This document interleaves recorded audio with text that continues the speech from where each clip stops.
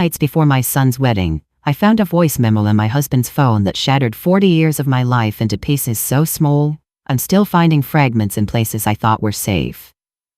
My name is Jolena Green. I'm 64 years old. I listened to that recording 3 times, standing in my kitchen in Savannah, Georgia, while garlic bread burned in the oven and my hands went numb around a phone that suddenly felt like a grenade. I didn't scream. I didn't cry.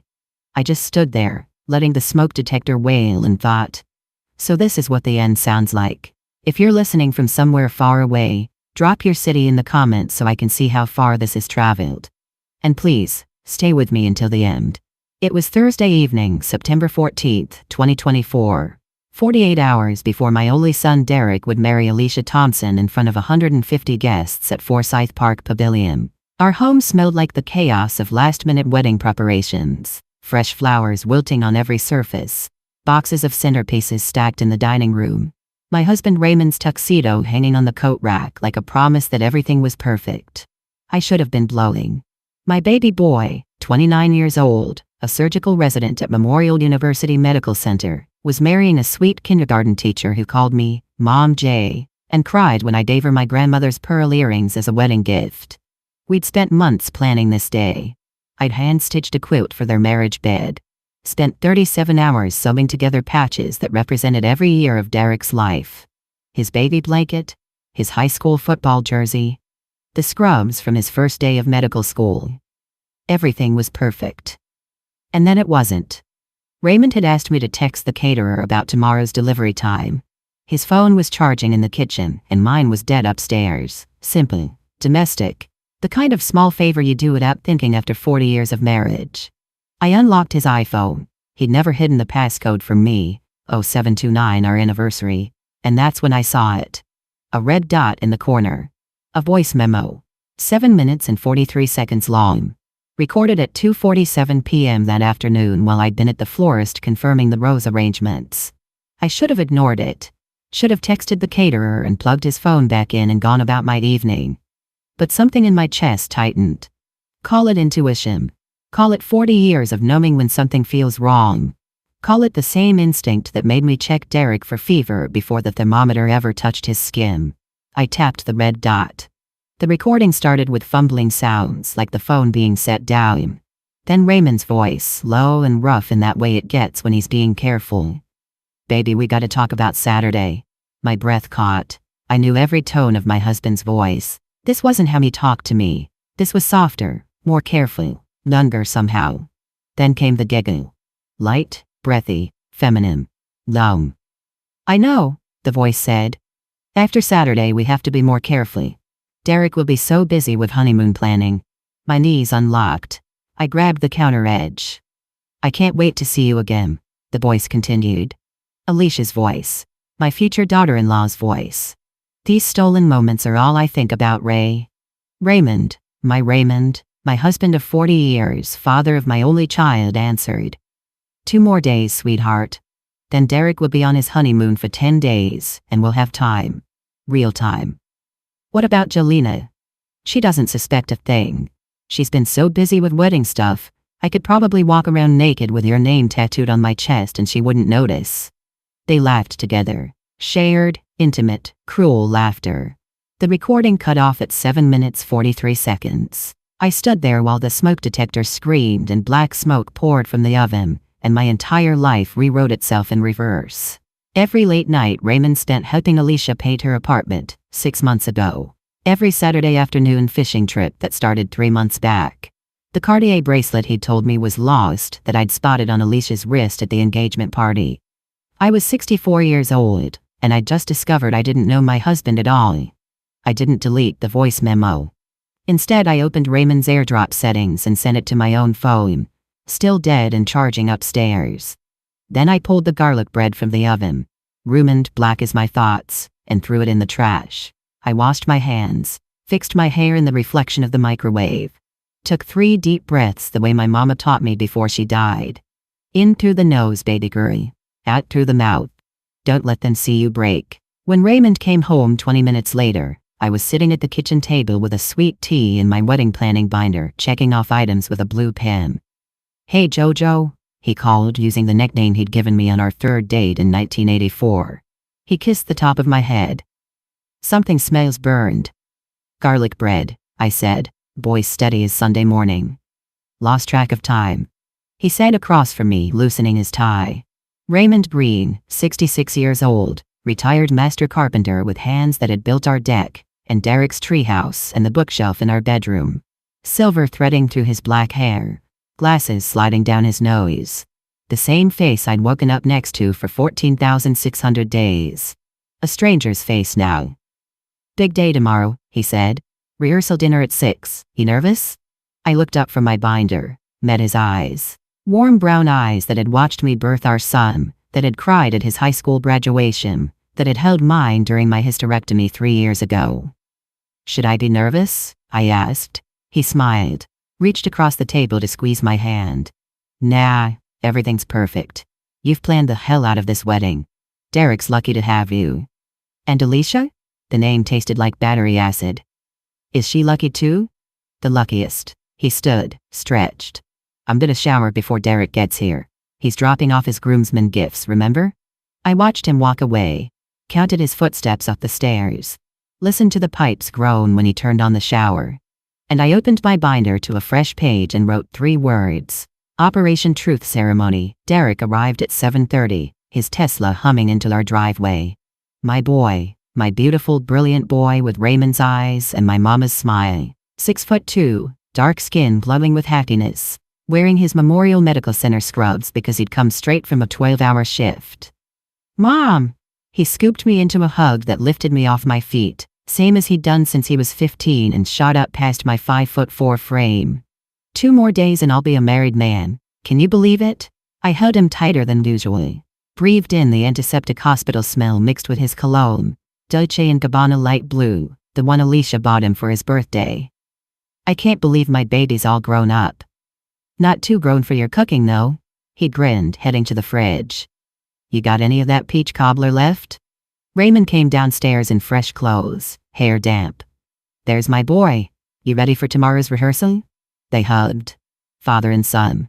Derek had no idea that the man he idolized, the man who'd taught him to throw a football and change a tire and treat women with respect, had been sleeping with his fiancée. We sat in the living room while Derek showed us the groomsmen gifts, engraved whiskey glasses with each man's initials and the wedding date. September 16, 2024. He was so excited, talking about the honeymoon in Nassau, the house he and Alicia were closing on next month on Wilmington Island, the future spreading out before him like a beautiful lie. Mom, you okay? Derek touched my hand. You seem quiet. I blinked, focused. Just emotional, baby. My son's getting married. Don't cry yet. Save it for Saturday. He checked his watch. I gotta run. Alicia wants me to help her steam her dress. She's freaking out about wrinkles. How is Alicia? Raymond asked. Too casual, too interested. Perfect. Stressed, but perfect. Derek stood. She keeps saying she can't wait to officially be a Breen. To be part of our family for real. I walked him to the door. Derek, honey, can I ask you something? Anything. Are you happy? Truly happy? He turned, eyebrows raised. Mom, I'm marrying the woman of my dreams. I've never been happier in my life. I touched his cheek. Good. That's all I needed to hear. After his taillights disappeared down our street, I went upstairs. Raymond was already in bed, reading glasses on, scrolling through ESPN on his iPad. Great kid we raised, he said. Yes, I replied, climbing into bed beside him. We did raise him well.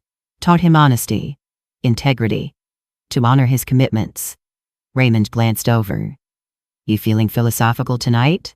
Just thinking about marriage vows, forsaking all others. That's a powerful promise. He set down the iPad. Joe, you're not getting cold feet about Derek getting married, are you? I turned off my bedside lamp. No, Raymond, I'm not the one with cold feet. He kissed my forehead. Love you, Jojo. I stared at the ceiling in the dark. We'll see. I didn't sleep. Instead, I lay there listening to Raymond's snoring and planning. At 4:47 a.m., I got up, made coffee, and opened my laptop at the kitchen table. Operation Truth Ceremony. I'd learned long ago that in this world, the truth needs proof, Feelings aren't enough. Suspicions aren't enough. You need cold, hard evidence that can't be denied, twisted, or explained away. First, I checked my phone. The voice memo had transferred successfully. I saved it to 3 places: my phone, my laptop, and a USB drive I kept in my jewelry box. Then I opened Raymond's laptop. Same password as his phone, same as everything, because he'd never imagined he needed to hide anything from me. I started with his text messages. The iMessage chain with Alicia T. went back 4 months. May 2024. 2 months after Derek proposed. May 18, 2024. 2:34 p.m. Alicia. Thanks again for helping with the apartment painting today. You're a lifesaver. Raymond. Anytime. You looked beautiful in those paint-splattered overalls. Alicia. Ray. LOL. You're terrible. Raymond. Terrible for noticing or terrible for saying it? May 25, 2024, 11:47 p.m. Alicia. I can't stop thinking about Tuesday. Raymond. Me neither. What we did, Alicia, was wrong. So wrong. But felt so right. Raymond. Derek worked late. We had 3 hours. I haven't felt that alive in years.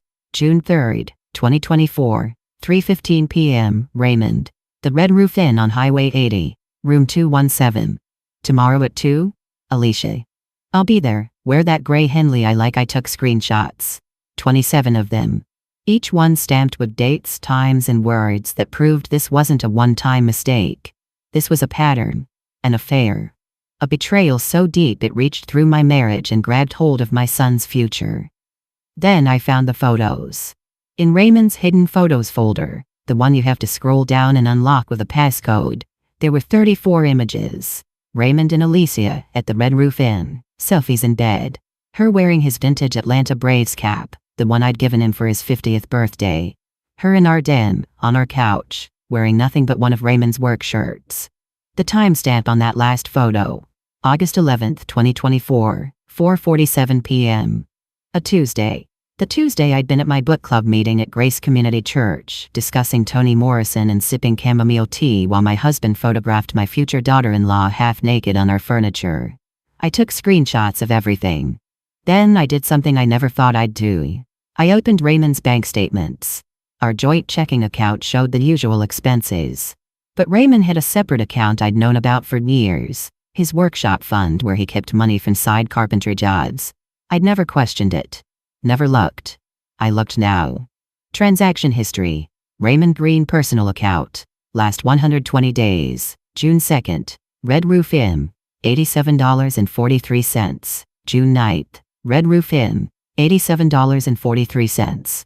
June 16th. Red Roof Inn. $87.43. June 23rd. Red Roof Inn. $87.43. July 2nd. Cartier, Charleston, $2,847. July 14th. Victoria's Secret, Savannah, $342.16. July 28th. Ruth's Chris Steakhouse, $287.94. August 4th. Red Roof Inn, $87.43. August 11th. Red Roof Inn, $87.43. August 22nd. K Jewelers, $1,240. Total $5,243.25. On my husband's mistress. On my son's fiancé. The Cartier charge was dated July 2nd. The day before Alicia showed up to our 4th of July barbecue, wearing a delicate gold bracelet with a diamond charm. When I'd complimented it, she'd said, "Oh, this? I've had it forever." I took screenshots of the bank statements, added them to my grooming digital folder labeled Saturday. At 6:15 a.m. Raymond came downstairs. "You're up early?" "Couldn't sleep, too excited for today." I poured him coffee, added cream the way he liked it, handed it to him with a smile. "Big rehearsal dinner tonight. You feeling okay about everything?" I met his eyes. "Raymond, I've never been more sure of anything in my life. Everything is going to come out exactly as it should." He relaxed. "Good. I was worried you were stressed." "Oh, I'm not stressed at all. I'm very calm, very clear, very ready." At 8 a.m. I drove to FedEx office on Abercorn Street. I handed the clerk my USB drive and said, "I need 25 prints of each photo on this drive. 8 by 10, glossy, highest quality. I need them by 3 p.m. today. Money is no object. The young man, name tag said Marcus, nodded. Yes, ma'am. May I ask what these are for, just so I can optimize the print settings? A wedding, I said. They're for a wedding. Oh, nice, congratulations. They're evidence, I interrupted, for my son's wedding, so he knows exactly who he's marrying. Marcus's eyes widened, but he took my money. $214 for 25 copies of each screenshot, each photo, each bank statement. Next stop, Best Buy on Victory Drive. I found a young tech specialist named Tiffany and explained what I needed. I need someone who can create a slideshow presentation. Professional quality. Time to music, with photos, screenshots of text messages, and documents. Can you do that? Absolutely, ma'am. When do you need it? Tomorrow, for a wedding reception at Forsyth Park Pavilion. 2 p.m. I need you to be there at 1 p.m. to set up. I'll pay you $500 cash. Tiffany blinked.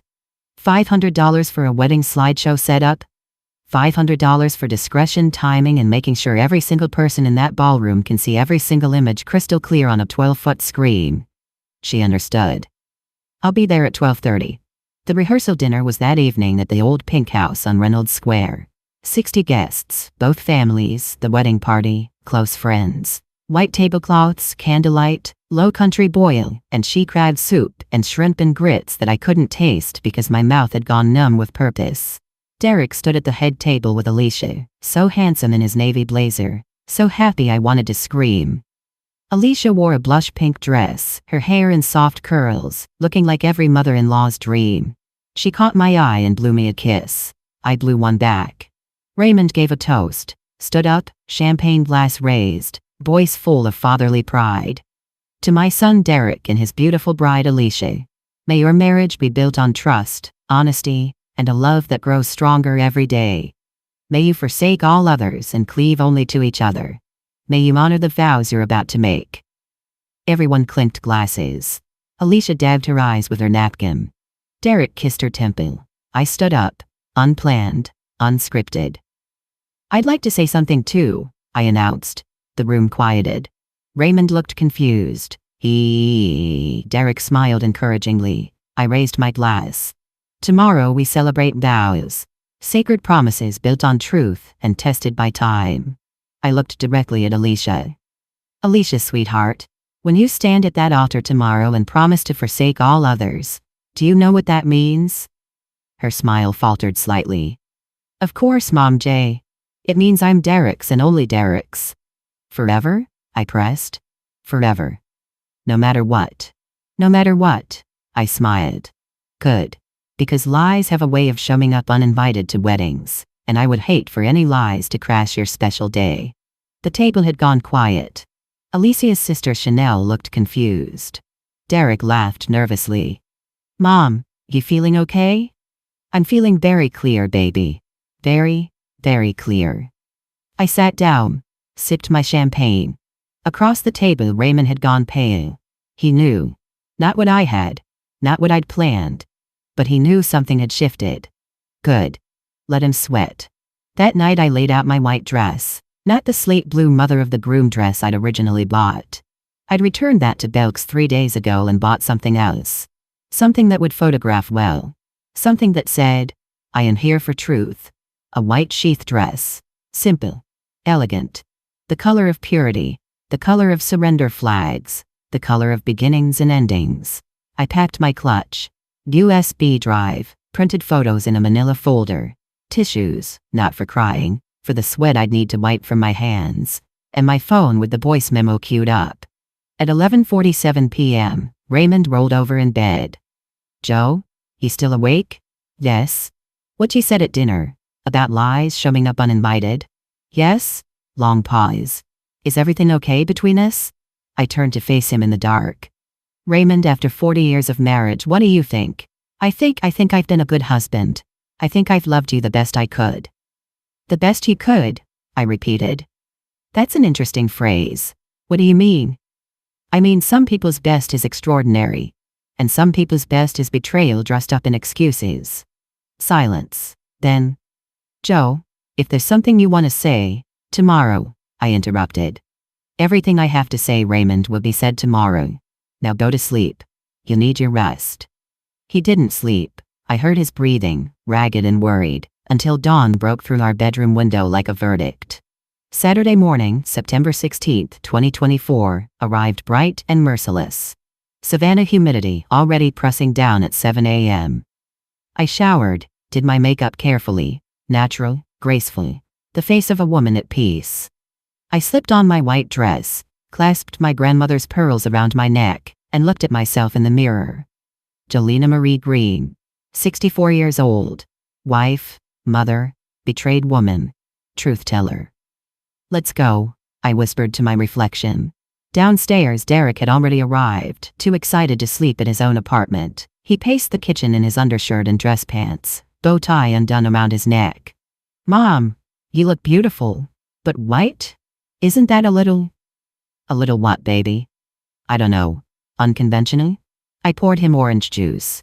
Sometimes unconventional is exactly what's needed. Raymond came down, already dressed in his tuxedo. He looked at my white dress and went still. Joe? Good morning, Raymond. Ready for our son's wedding? We need to talk. No. I handed him coffee. We don't. Everything that needs to be said will be said. Just not to you. Not anymore. At 10:30 a.m. we arrived at Forsyth Park Pavilion. White chairs arranged in perfect rows. Roses and hydrangeas dripping from every surface. Spanish moss hanging from oak branches like witnesses preparing to watch history unfold. I found Tiffany from Best Buy already there, laptop open, connecting cables to the massive projector screen that had been set up for the reception slideshow, the one that was supposed to show Derek and Alicia's love story. This is Green, Tiffany whispered. Everything's ready. Just say when. After the first dance, I told her. After they cut the cake. After the best man and maid of honor toasts. Then I'll give the signal. I placed my manila folder on the gift table, right next to the crystal vases and gold embossed cards. 25 copies of everything. Evidence, truth, justice wrapped in glossy photo paper. The ceremony started at noon. 150 guests. Derek at the altar in his charcoal tuxedo, eyes shining with love. The bridesmaids in dusty robes. The groomsmen in matching charcoal. Then the music swelled. The doors opened. And Alicia appeared. She was beautiful. I'll give her that. Mermaid cut lace gown, cathedral veil pinned with pearls, carrying white peonies and roses. Raymond walked her down the aisle. Her father had died when she was 12, so she'd asked my husband to give her away. I watched Raymond's hand rest on her waist. Watched his thumb trace small circles through the fabric of her dress. Watched them exchange a look that lasted half a second too long. The photographer captured everything. When they reached the altar, Alicia kissed Raymond's cheek.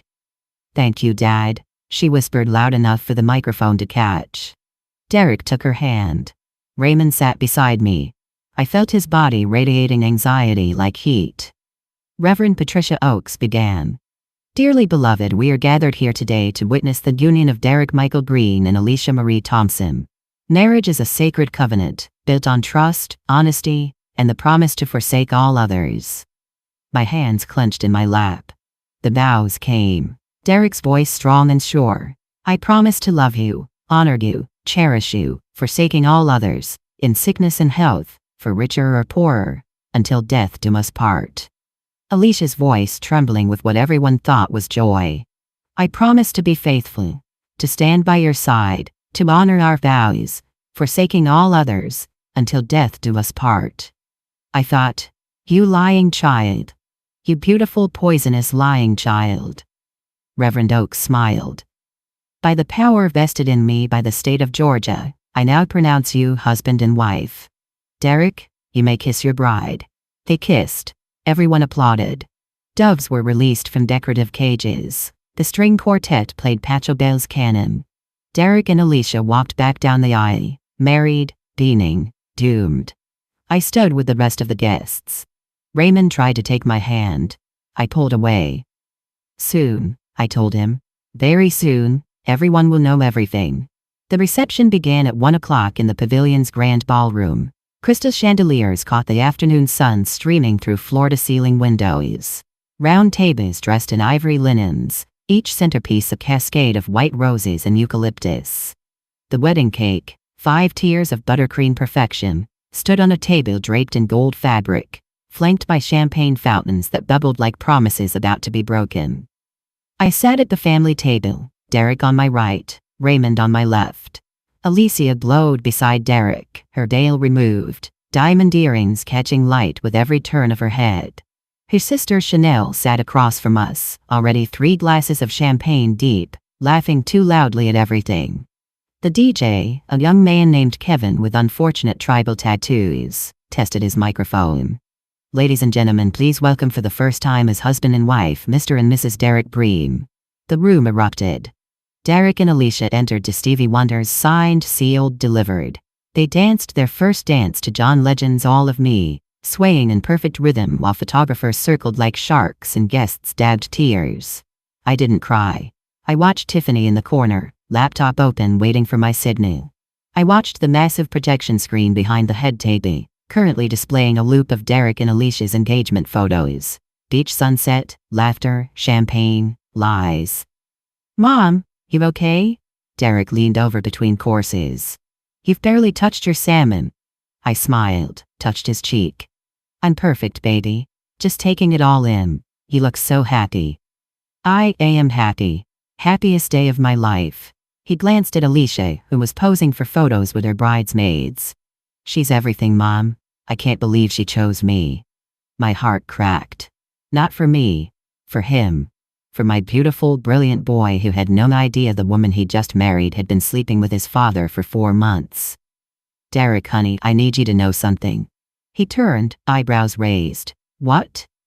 No matter what happens today, no matter what you learn, I love you. You are my son. My only child. And everything I do, everything I've ever done, is because I love you more than my own life. Confusion flickered across his face. Mom, you're scaring me. What's going on? You'll see. Very soon. Just remember I love you. Before he could respond, the DJ's voice boomed. All right, folks, time for some toasts. First up, best man Tyler Brooks. Tyler stood. Derek's fraternity brother from Morehouse, now a corporate lawyer in Atlanta. He told stories of late-night study sessions and spring break in Miami, and how Derek had called him at 2 a.m. the night he met Alicia, saying, I just met my wife. Everyone laughed, clinked glasses, sipped champagne. Next came Chanel, maid of honor, already swaying slightly. My baby sister Alicia, she slurred into the microphone. You deserve this happiness. You deserve a man like Derek who treats you like a queen. And Mr. Raymond? She raised her glass toward my husband. Thank you for stepping up like a father when Alicia needed one. You've been so good to her. So attentive. The word hung in the air. Attentive. Raymond shifted in his seat. I felt him trying to catch my eye. I kept my gaze forward. And to Mrs. Jolina, Chanel continued. Thank you for welcoming my sister into your family, for treating her like a daughter. I stood. The room quieted, surprised. This wasn't on the program. Actually, I said, voice carrying clear across the ballroom. May I say a few words? Derek looked uncertain. Alicia's smile froze. Raymond grabbed my wrist under the table.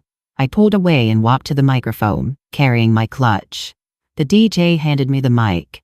I looked out at 150 faces. Family, friends, Derek's colleagues from the hospital, Alicia's former students' parents, people who'd driven from Atlanta and Charleston and Birmingham to witness this union. Good afternoon, everyone. For those who don't know me, I'm Jolina Green, mother of the groom. I smiled. Warm, genuine. The smile of a woman at peace. I want to thank you all for being here today to celebrate Derek and Alicia. Marriage is such a sacred thing, isn't it? Built on trust. Built on honesty. Built on the promise to forsake all others. Polite applause. Alicia relaxed slightly. I've been married for 40 years, I continued. 40 years to Raymond Green. And in that time I've learned that marriage requires constant work. Constant honesty. Constant faithfulness. I paused. I've also learned that sometimes the people we trust most are the ones who betray us deepest. The room shifted. Uncertain. Today I want to give the happy couple a gift. A wedding gift unlike any other. I reached into my clutch, pulled out the USB drive, held it up like evidence in a courtroom. The gift of truth. Mom, Derek started to stand. Sit down, baby, I said gently. Please, you need to see this. I looked at Tiffany, nodded. The engagement photos on the screen behind me vanished. The projector switched sources. And the first image appeared. A text message screenshot. Enlarged, crystal clear. Dated May 18th, 2024. Raymond. You looked beautiful in those paint-splattered overalls. Alicia. Ray, LOL, you're terrible. Raymond. Terrible for noticing? Or terrible for saying it? The room went silent. That particular silence that comes right before disaster. The silence before lightning strikes, before buildings collapse, before lives explode. What? Alicia's voice, small and breaking. I didn't look at her. I kept my eyes on the screen as Tiffany advanced to the next slide. May 25th, 2024, 11:47 p.m. Alicia, I can't stop thinking about Tuesday. Raymond. Me neither. What we did, Alicia, was wrong, so wrong, but felt so right, Raymond. Derek worked late. We had 3 hours. I haven't felt that alive in years. Gasps rippled through the crowd. Someone's glass shattered. Derek stood up so fast his chair fell backward. Mom, what is this? His voice cracked. What are you doing? I'm showing you the truth, baby. I turned to face him. The truth I found 2 nights ago. The truth about your wife and your father. Next slide, a photo. Raymond and Alicia at the Red Roof Inn on Highway 80. Timestamp June 3rd, 2024, 2:47 p.m. They were in bed. His arm around her shoulders, her wearing his Atlanta Braves cap. Both smiling at the camera in a selfie that looked like love. Alicia stood up, knocking over her champagne glass. Jelena, please, please what? I turned to her, voice still calm, still measured. Please stop telling the truth, please let you live your lie. Next slide, bank statement. Raymond's personal account. June 2nd, Red Roof Inn, $87.43. June 9th, Red Roof Inn, $87.43. June 16th, Red Roof Inn, $87.43. July 2nd, Cartier, Charleston, $2,847. I pointed at Alicia's wrist. That bracelet, sweetheart, the one you said you'd had forever? That's $2,847 of my husband's money on your arm. Derek turned to Alicia, face white as his dress shirt. Tell me this isn't real. Tell me these are fake. Alicia opened her mouth, closed it. Tears started streaming down her face, ruining her professional makeup. Derek, I can explain. Explain? Derek's voice rose, cracking with pain that cut through me like glass. Explain how you've been sleeping with my father? Raymond stood up. Son, please, let's go somewhere private. Private? Derek whirled on him. You want private? You've been having a private affair with my wife, and you want privacy now? The ballroom erupted in chaos. Guests standing, phones out, filming everything. Chanel lunged across the table at Alicia. You bitch! How could you do this to him? Tyler grabbed Derek's shoulders. Bro, come on, let's get out of here. No. Derek shook him off. He looked at me, eyes drowning in betrayal and confusion. Mom, how long have you known? 2 days, since Thursday night. And you didn't tell me? You let me marry her? This was the moment I'd prepared for. The moment my son would hate me too. I needed you to see proof, I said quietly. If I'd told you Thursday night, what would you have done? I would have confronted them. And they would have lied, they would have denied everything. Made you think I was crazy, jealous, a bitter old woman trying to ruin your happiness. I gestured at the screen. This way there's no denying, no lying, just truth. I nodded at Tiffany again. She advanced to the final slide. The voice memo. Waveform displayed on screen. Audio player controls visibly. Then I said, is a recording I found on your father's phone. Thursday afternoon. 48 hours before your wedding. Listen. I pressed play. Raymond's voice filled the ballroom through crystal clear speakers. Baby, we gotta talk about Saturday. Alicia's giggy. I know. After Saturday we have to be more careful. Derek will be so busy with honeymoon planning. I can't wait to see you again. These stolen moments are all I think about, Ray. 2 more days, sweetheart. Then Derek will be on his honeymoon for 10 days and we'll have time. Real time. What about Jelena? She doesn't suspect a thing. She's been so busy with wedding stuff, I could probably walk around naked with your name tattooed on my chest and she wouldn't notice. Laughter. Shared, intimate, cruel laughter. The recording ended. The silence that followed was absolute. 150 pp, frozen, staring. Derek made a sound I'd never heard before, a wounded animal noise. He grabbed the edge of the table like it was the only thing keeping him upright. Derek, Alicia reached for him. He jerked away like she'd burned him. Don't touch me. Don't say my name. Don't. His voice broke completely. How could you? I'm sorry. God, Derek, I'm so sorry. When? He was crying now, tears streaming down his face. When did it start? May, she whispered. After you proposed. I got scared. Your dad was helping me paint and it just happened. It just happened. Derek's shout echoed off marble. For 4 months, every Tuesday when I was working late, every time I came home and told you about my day and kissed you and planned our future, you'd just come from sleeping with my father? Raymond stepped toward him. Son, I know this looks, don't call me that. Derek's voice went cold. Deadly quiet. Don't you ever call me that again. I walked back to the table, picked up the manila folder I'd placed there earlier. Derek, baby, there's more. Financial records, hotel receipts, 53 text messages, 34 photos, everything is in here. I held it out.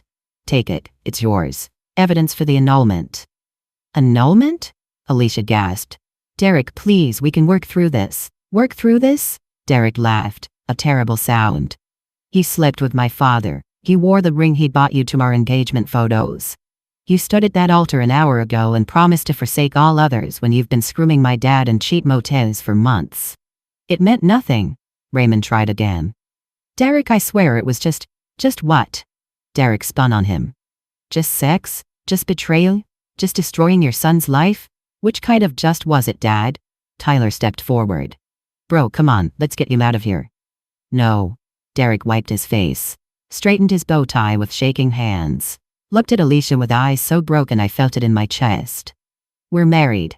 Legally. On paper. Derek, she reached for him again. But not really. He pulled off his wedding ring, held it up. Because you can't marry someone who's already committed to someone else, even if that someone is my father. He set the ring on the table. I'm filing for annulment Monday morning. Fraud and concealment. You lied about who you were, what you were, everything. He turned to Raymond. And you taught me to be a man. You taught me honor and respect and how to treat women. You taught me everything I thought mattered. And all of it was a lie. Son, I said don't call me that. Derek's voice broke again. I don't have a father anymore. He looked at me. Mom, let's go. I gathered my clutch, looked out at the stunned crowd one last time. For those recording, I said calmly, yes, you may share this. Yes, it's real.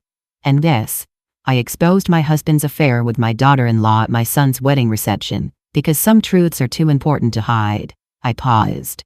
Some fires burn everything down, but sometimes that's the only way to clear the ground for something real to grow. I walked to Derek. He took my arm, leaning on me like he used to when he was small and scared of thunderstorms. Behind us, the ballroom exploded into noise.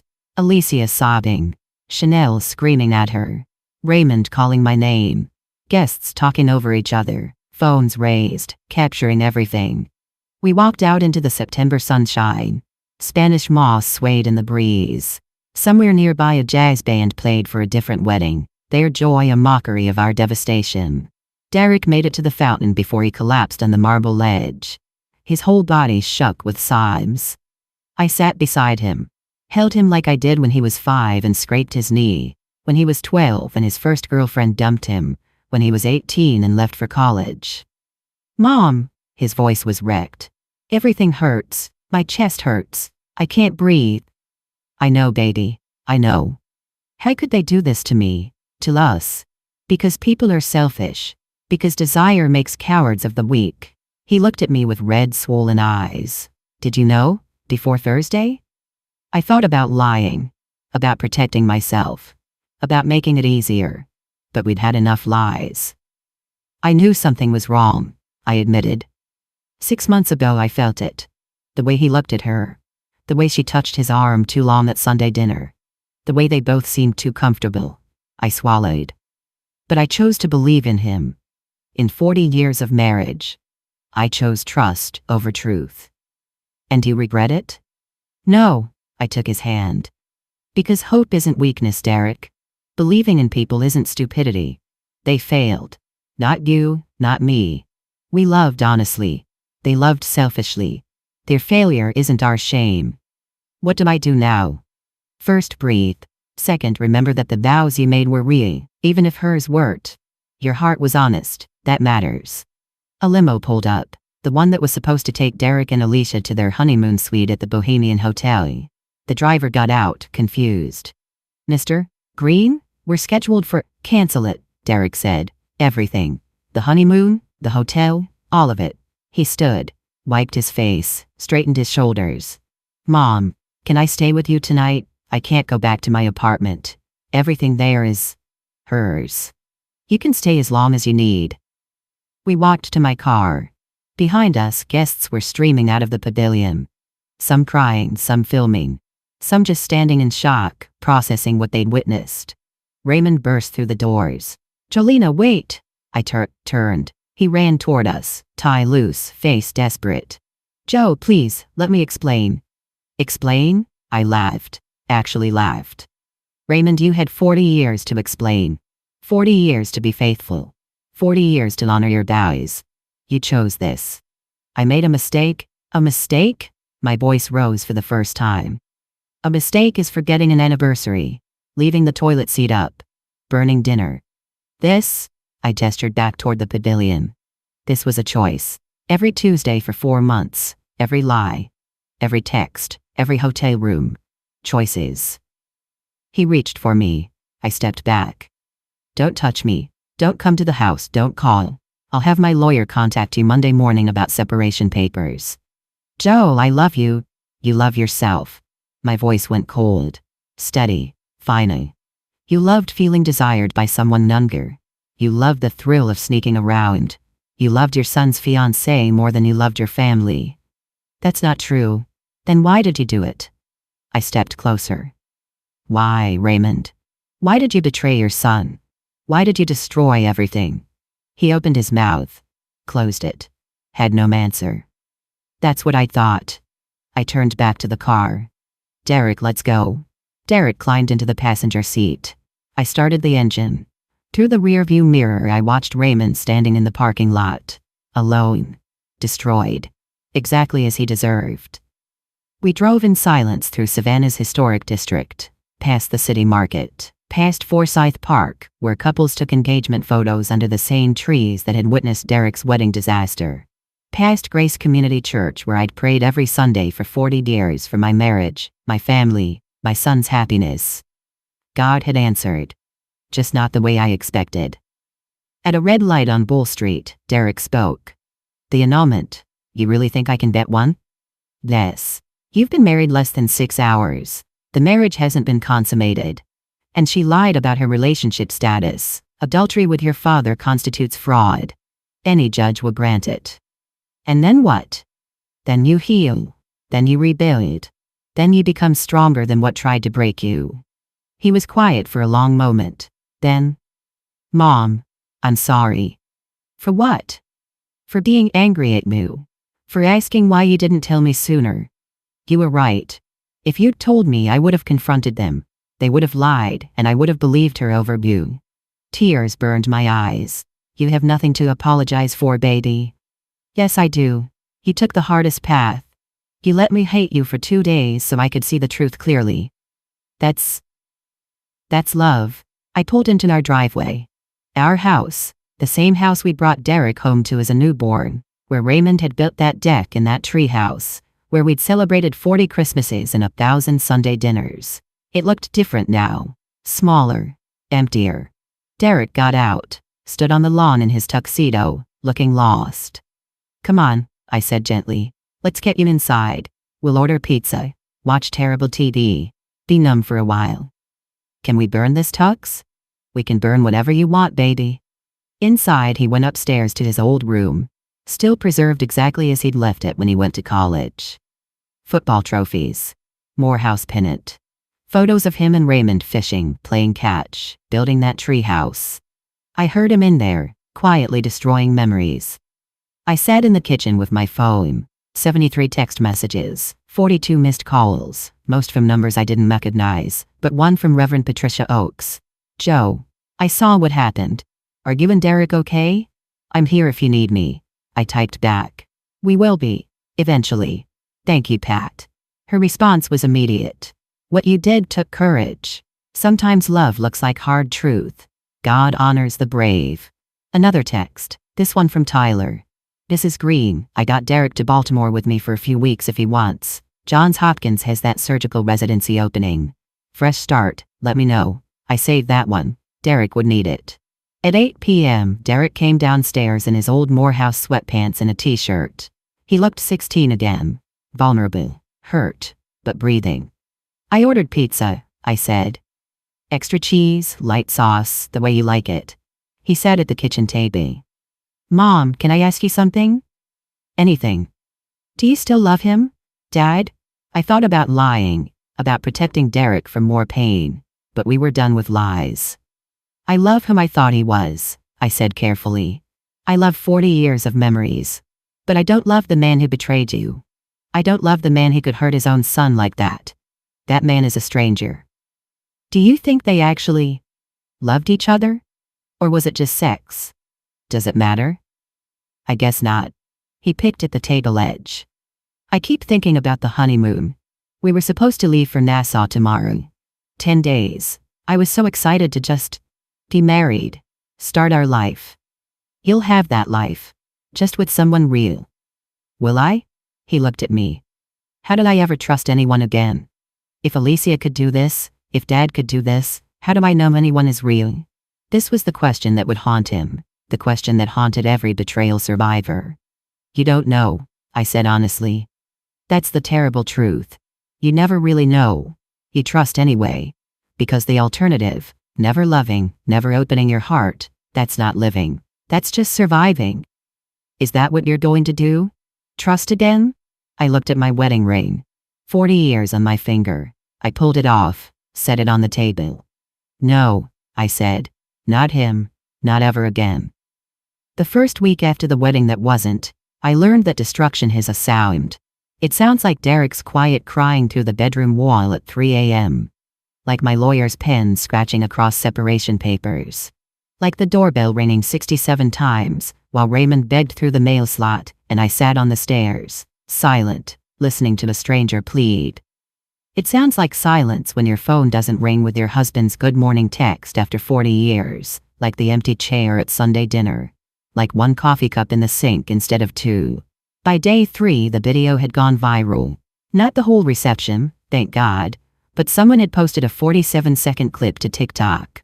The moment the slideshow started, Raymond and Alicia's texts on the screen, my voice saying, "The gift of truth." Derek's face collapsing. The hashtag Savannah wedding exposure trended for 5 days. 2.3 million views. Comment section split between mother of the beer and she could have handled this privately. I didn't read them. I was too busy keeping my son alive. Derek moved back into his childhood bedroom that Saturday night and didn't leave it for 4 days. Didn't eat, barely drank water, just lay there staring at the ceiling, his phone off, his brilliant mind trying to process a betrayal too big to fit inside one heart. On Wednesday I called Tyler Brooks. "This is Green," he answered immediately. "How is he?" "Breathing. Barely." "Tyler, that offer you made about Baltimore, is it still open?" "Absolutely. Johns Hopkins has a second-year surgical residency slot that just opened. If Derek wants it, I can make calls today. He'd start in 2 weeks." "Make the calls. He needs to leave Savannah, leave Georgia, leave everything that reminds him." "Done. I'll text you details." That afternoon I went to Derek's room with a Johns Hopkins brochure and a mug of my mama's special hot chocolate, the kind with cinnamon and cayenne that burns and soothes at the same time. "Baby," I said sitting on his bed, "you need to leave this place." He didn't look at me. "I can't run from this." "You're not running. You're choosing yourself. There's a difference." I handed him the brochure. "Tyler got you an interview for a surgical residency in Baltimore, second-year position. Start date October 1st. 2 weeks from now. Finally, he turned his head. His eyes were hollow. Mom, I can't just leave my program here. Yes, you can. I already spoke to Dr. Morrison at Memorial. He understands. Said you can finish out this week. Transfer without penalty. What about my apartment? I'll handle it. Pack what matters. Leave everything else. He sat up slowly, like his bones hurt. Looked at the brochure. Baltimore is so far. Exactly. Far from the Red Roof Inn on Highway 80. Far from Forsyth Park. Far from her. Far from him. I touched his face. Derek, you are 29 years old. A brilliant surgeon. A good man. This city is too small for your future now. Go somewhere big. Somewhere that doesn't know your story. Somewhere you can breathe. Tears slid down his cheeks. What if I can't do it? What if I'm too broken? Then you'll be broken in Baltimore instead of broken in Savannah. But at least you'll be moving. He was quiet for a long moment. Then, okay, I'll go. The annulment papers came on Friday. I drove Derek to his lawyer's office. A sharp woman named Patricia Cham, who'd handed it all in 72 hours. Mr. Green, she said, sliding documents across her mahogany desk. Based on the evidence your mother provided, we're filing for annulment on grounds of fraud and concealment. The marriage was never consummated. You've been married less than 7 days, and Ms. Thompson lied about her relationship status. How long will it take? Derek asked. In Georgia, with this much evidence? 30 days maximum. Probably less. And she can't contest it? Ms. Chen smiled grimly. She can try, but I have screenshots, bank statements, voice recordings, and 150 witnesses who watched that slideshow. No judge will side with her. Derek sighed. His hands shook, but he signed. There's one more thing, Ms. Chen said. Ms. Thompson's attorney reached out. She wants to meet with you. Apologize. Return the rings. No. Derek's voice was flat. Dead. I don't want to see her. I don't want her apology. Mail the rings to my mother's house. Understood.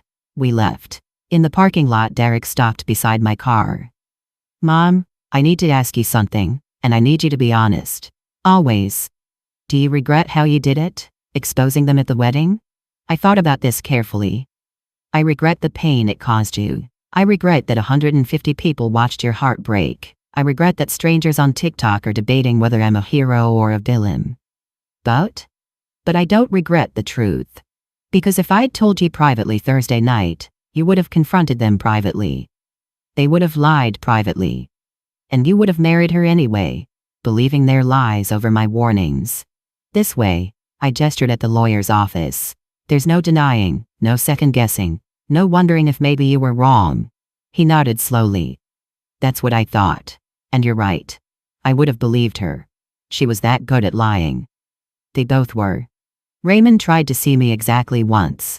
It was Sunday, September 24th, 8 days after the wedding. He showed up at Grace Community Church, where I'd worshipped every Sunday for 40 years. Sat in the back pew during Reverend Patricia's sermon about redemption. When the service ended, he approached me in the parking lot. Joe, please, 5 minutes. I looked at him. Really looked. He'd lost weight. His eyes were sunken. His signature confidence had evaporated, leaving behind a man who looked older than 66. Broken. Good. You have 3 minutes, I said. He handed me an envelope. Separation agreement. I signed everything. You keep the house, the car, the savings accounts, everything. I'm moving to a motel in Oglethorpe Avenue. I've resigned as deacon. I'm starting counseling next week. Dr. James Whitmore, Tuesdays and Thursdays. Is this supposed to impress me? That you're doing the bare minimum to be a decent human? No. It's supposed to show you I know I destroyed everything. His voice cracked. Joe? I can't explain why I did it. Therapy is supposed to help me understand, but right now all I know is I threw away 40 years for 4 months of selfish stupidity. You didn't throw away 40 years, Raymond. You made the 40 years a lie. Every anniversary. Every Sunday dinner. Every time you held my hand in church. All of it retroactively destroyed because I have to wonder. Was any of it real? It was real, Joe, I swear. Your swearing means nothing. You swore vows at an altar and broke them in a motel room. I took the envelope. I'll have my lawyer review this. Don't come to the house. Don't call. If you want to prove you're serious about changing, do it silently and from a distance. Can I ask about Derek? No, you lost the right to ask about him. He's my son. He was your son. Now he's just a man whose father betrayed him with his wife. Biology doesn't earn you relationship. That has to be rebuilt, if he ever wants to. Raymond's face crumpled. I've lost both of you. Yes, and whose fault is that? I walked to my car, drove home, didn't look back. That night I opened the envelope. The separation agreement was exactly as he'd described. Everything to me. He was keeping his work truck, his tools, and his shame. I signed it. Derek left for Baltimore on October 1st. I helped him pack his Honda Accord with boxes of medical textbooks, clothes, and the few things from his apartment he could stand to keep. Everything that Alicia had touched, we donated or destroyed. At 6 a.m. we stood in my driveway. The sun was just rising over Savannah, turning the Spanish moss golden. Mom, thank you. He hugged me tight. For everything, for saving me. You would have saved yourself eventually. Maybe. But it would have taken years, and kids, and a mortgage, and so much more pain. He pulled back. I'm gonna be okay. I don't know when, but I will. I know you will, baby. You're stronger than what tried to break you. So are you. I watched his taillights disappear down the street. Then I went inside to my empty house and sat at my kitchen table and cried for the first time since this began. Not for Raymond. Not even for Derek's pain. For the life I thought I had. For 40 years of believing I knew my husband. For the grandmother I'd never be to Derek and Alicia's children. For the future that had been stolen by selfishness and lies. I cried until I was empty. Then I made coffee and started the next chapter. The knock came on a Tuesday afternoon in mid-October, 3 weeks after the wedding. I opened the door to find Alicia standing on my porch. She looked terrible. Hair chopped short and uneven like she'd done it herself. No makeup, wearing a Goodwill sweatshirt and jeans. Eyes hollow and red-rimmed. Mrs. Green, she whispered. Please, I need to talk to you. Every instinct screamed to slam the door. But something in her face, raw desperation maybe or genuine remorse, made me hesitate. You have 5 minutes, front porch only. You don't come inside. Thank you. She sat on my porch steps like a child in timeout. I'm not here to make excuses. I'm here to give you this. She handed me a manila envelope. Inside printed receipts, Airbnb confirmations, hotel charges, Uber rides, Venmo transactions, a detailed chronological record of every single encounter with Raymond, going back to May 18th. What is this? Proof. For Derek, for the annulment, for whatever you need. Her voice shook. I'm also writing a letter to the judge confirming everything. The affair, the lying, all of it. Why? Because Derek deserves the truth without a fight. Because I've lied enough. She pulled out a small leather journal. This is my diary, from the past 3 years. Mrs. Green, I need you to know something. I waited. Raymond wasn't the first, or the second, or the fifth. She opened the journal with trembling hands. I've been doing this since I was 23. Married men. Relationships where I knew I'd never be the priority. She swallowed. I have sex addiction, an attachment disorder, and a pattern of self-destruction that ruins everything I touch. I sat down on the steps beside her, not out of sympathy, out of shock. I'm moving to Atlanta next week, she continued. 6-month inpatient treatment program at Ridgeview Institute. My insurance approved it. I'm selling everything to pay the co-pays. She looked at me with eyes that held nothing but exhaustion. I loved Derek. I do love Derek, but I'm broken in ways that made it impossible to be faithful. And he deserved better than my broken pieces. Does he know? About the pattern? No, and I'm not telling him. He has enough pain. Let him think it was just Raymond. Just a one-time mistake. Let him hate me for that, instead of pitying me for being sick. She stood, handed me the journal and envelope. There's $8,000 in here too. Cash. It's all I have. For the wedding costs I can pay back. For Derek's lawyer fees, for whatever. She walked down my porch steps. I'm sorry, Mrs. Green. I'm sorry for destroying your family. I'm sorry for hurting Derek. I'm sorry for being so broken that I broke everyone around me. Alicia, I stopped her. This treatment program.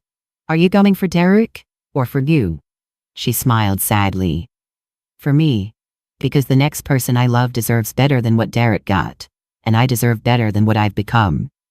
I watched her walk to her car. Not the luxury SUV Derek had helped her buy, but an old Honda Civic with a cracked windshield. She drove away, and I stood there holding evidence of a sickness I hadn't seen coming.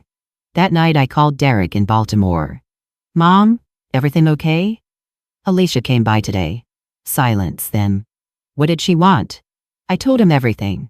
The journal, the pattern, the treatment program, the $8,000. When I finished, Derek was quiet for a long time. Does this change anything? He finally asked. Knowing she's sick? Does it change anything for you? No. It explains it, but it doesn't excuse it. She still made choices. Every single Tuesday. She chose to hurt me. That's right, baby. Mental illness can explain behavior. It doesn't erase consequences. What did you do with the money? I'm putting it towards your student loans. The journal and receipts go to your lawyer to make the annulment ironclad. Good. He paused. Mom, how do you do it? How do you not hate everyone now? Who says I don't? He laughed weakly. Fair point. Derek, I hate what they did. I hate how they hurt me. But I won't let their sickness poison my whole life. That's giving them too much power. I want to be like that. I'm just not there yet. You will be. Healing isn't linear, baby. Some days you backslide. Some days you're just numb. And someday you'll realize an hour went by where you didn't think about it. Then a day. Then a week. When does that happen? When it happens, no timeline, no rush. 6 months passed. Derek thrived in Baltimore. His texts went from one-word responses to actual paragraphs. He sent photos of his apartment, his hospital colleagues, the inner harbor at sunset. On New Year's Eve he called me at midnight. Mom, I met someone. My heart seized. Derek, I know, it's too soon. I'm not dating her. But there's this cardiology resident, Dr. Simone Foster. She's brilliant and funny, and we've been having coffee sometimes, and he paused. She doesn't know about Savannah. About what happened. Should I tell her? Eventually, when it matters, when you trust her. How will I know when I trust her? You'll know because the thought of her knowing won't terrify you anymore. That sounds impossible. 6 months ago, getting out of bed sounded impossible. Look at you now. He laughed. Real laughter. The kind I hadn't heard since before the wedding. I'm gonna be okay, Mom. I actually believe that now. I never doubted it. Raymond's letters came weekly. Long handwritten pages chronicling his therapy, his volunteer work at the homeless shelter, his AA meetings. He'd discovered in counseling that he'd been self-medicating depression with alcohol for years. I read every letter. Didn't respond. Just filed them in a cedar box and let his words sit. On Valentine's Day, a deliberately cruel irony, he sent a different kind of letter. Joe, today marked 6 months since I started counseling. 6 months of facing the man I became and trying to understand the man I want to be. My therapist says I destroyed our marriage because I was afraid of aging. Afraid of being invisible. Afraid that 40 years meant the exciting part of life was over. So when Alicia paid attention to me, young beautiful Alicia who laughed at my jokes and asked my advice, I chose temporary validation over permanent love. I'm not asking for forgiveness. I'm not asking to come home. I'm not even asking you to respond to these letters. I'm just asking if you'd be willing to have coffee. Once. At Grace Community Church Cafe. Just to see if there's anything salvageable in the wreckage I created. If you say no, I'll understand. I'll stop writing. I'll sign whatever papers your lawyer sends. I'll disappear if that's what you need. But if there's even 1% of you that wonders if redemption is possible, not reconciliation, just redemption, meet me Saturday at 10 a.m. I'll be there whether you come or not. Raymond, Saturday morning, February 14th, 2025. I woke at dawn, made my coffee, sat at my kitchen table, the same table where I discovered the voice memo 6 months ago, and stared at Raymond's letter. Did I believe in redemption? Yes. I believed in it my whole life. Believed God could transform anyone willing to do the work. Did I believe Raymond had done the work? I didn't know. Did I want to find out? That was the real question. At 9:45 a.m. I got in my car. Drove to Grace Community Church. Parked in my usual spot. Sat there while the clock ticked toward 10 o'clock. Through the cafe window I could see Raymond. He'd arrived early. Sat at a corner table with 2 coffees, one black for him, one with cream and sugar for me. Still remembering. Still trying. He looked different. Older. Thinner. Gray streaking his temples, but also clearer somehow. Less of the swagger that had defined him. More of something quieter. Humbler. I got out of the car. Walked across the parking lot. Opened the cafe door. He stood when he saw me. Didn't smile. Didn't presume. Just stood. Jelena. Raymond. Thank you for coming. I didn't think you would. I sat across from him. Took the coffee he prepared. It was exactly right. Cream, 2 sugars, still hot. I'm not here for reconciliation, I said immediately. I'm here because 6 months ago, you destroyed 40 years of my life, and I need to look you in the eye and see if there's anything real left. I understand. We sat in silence for a moment. The cafe buzzed around us. Post-church crowd, families, couples, normal people with normal problems.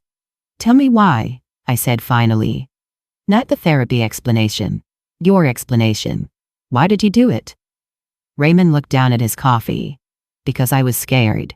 Scared of being 66 and irrelevant. Scared you didn't need me anymore. Scared Derek didn't need me anymore. Scared I'd reached the end of my life and all I had to show for it was a deck I built and a treehouse I made. So you destroyed your son's life to feel important? Yes. He met my eyes. That's exactly what I did. And I will regret it every day until I die. Good. You should. I've sold my truck. Sold my tools. Every penny goes to Derek's student loans. He doesn't know. I'm doing it anonymously through the loan company. But in 3 years his loans will be paid off. $283,000. My penance. I stared at him. Raymond, I'm working construction again. Not carpentry, just basic labor.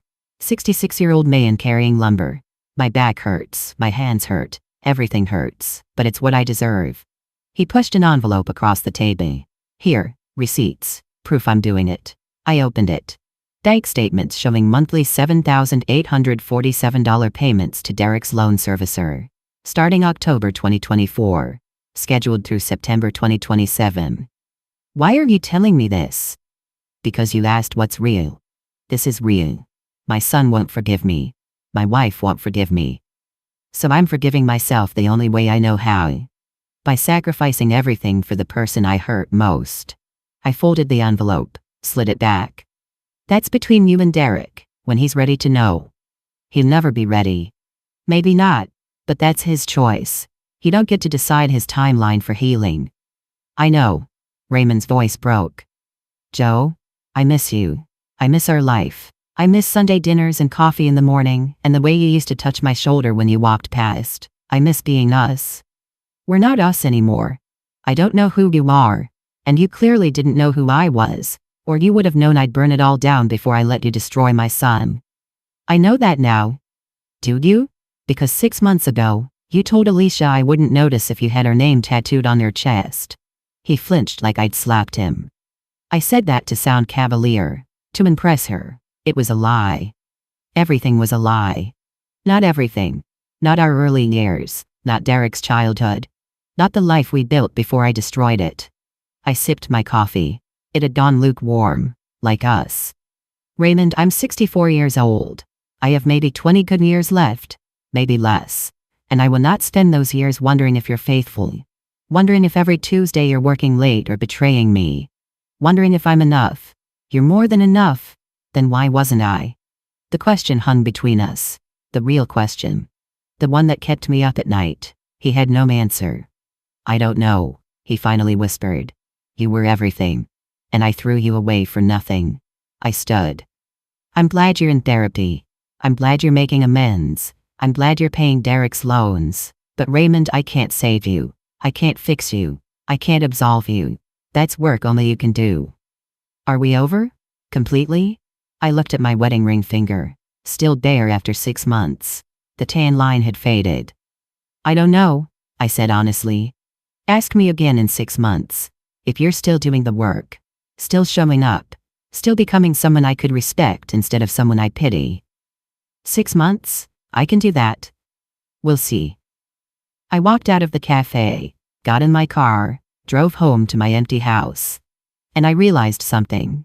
I wasn't afraid of the emptiness anymore. 1 year later, the text came on a Tuesday morning. From Derek. Mom, I'm bringing someone home for Thanksgiving. Her name is Simone. I think you'll like her. Also, I have news. I called immediately. What news? I'm engaged. My heart stopped. Derek, I know what you're thinking. But Mom, she's different. She's real. And I'm different now too. Stronger. I know the difference between love and lies. How long have you been together? 8 months. I know it's fast, but when you've seen the worst, you recognize the best faster. He paused. She knows everything. I told her about the wedding, about Dad and Alicia, all of it. And she stayed. And that's how you knew? That's how I knew. Thanksgiving came. Derek brought Dr. Simone Foster home. A beautiful woman with kind eyes and a firm handshake, who looked at my son like he hung the moon. Over turkey and cornbread dressings, she said, Mrs. Green, Derek told me what you did. At his first wedding. How you exposed the truth. I tensed. And I think you're the bravest woman I've ever heard of. Most mothers would have stayed silent. Protected themselves. You protected your son. Even when it cost you everything. I looked at Derek. He was smiling. Really smiling. She's a keeper, Mom, he said. I can see that. After dinner, Derek pulled me aside. Mom, Dad's been paying my student loans, did you know? Yes. For how long? A year, anonymously. He's got 2 more years to go. Derek was quiet. Does he want me to know? He told me so I could tell you when you were ready. Are you? I don't know. I'm not ready to forgive him. But I'm ready to know he's trying. He looked out the window at the garden where Raymond used to work. Do you think people can really change? I think people can become who they always should have been. If they do the work. If they face themselves. Had you seen him? Since Valentine's? Once more, in August. Same cafe, same conversation. He's still in therapy. Still working construction. Still alone. Do you miss him? I thought about this carefully. I miss the life I thought we had. But I don't miss the lie.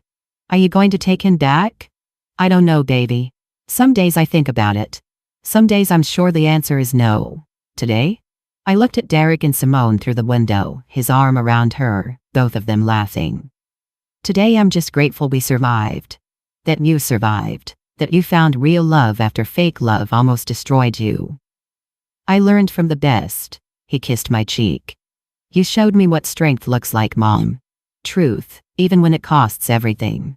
That night after Derek and Simone left, I sat on my porch. The same porch where Raymond had begged, where Alicia had confessed, where I'd rebuilt my life from rubble. My phone buzzed. A text from an unknown number. This is Green, this is Alicia. I'm graduating from treatment next week. 9 months sober, 9 months in therapy. I wanted you to know I'm doing better. I'm becoming someone who can love without destroying. Thank you for showing me what real strength looks like. I hope Derek is happy. He deserves everything good. I didn't respond, but I didn't delete it either. Another text, this one from Raymond. Joe, it's been 6 months since August. He said to ask again if I was still doing the work.